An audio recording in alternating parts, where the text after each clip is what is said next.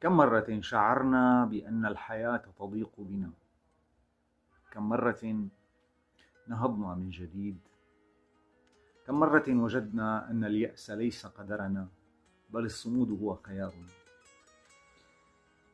هكذا قالوا: النور يولد من رحم الظلام، والأحلام لا تموت ما دمنا نحملها في قلوبنا.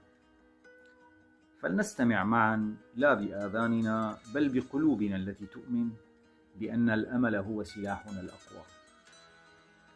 يقول الشاعر العراقي كريم العراقي رحمه الله: لا اليأس ثوبي ولا الأحزان تكسرني، جرحي عنيد بلسع النار يلتئم. اشرب دموعك واجرع مرها عسلا، يغزو الشموع حريق وهي تبتسم. والجم همومك واسرج ظهرها فرسا، وانهض كسيف إذا الأمصال تلتحم.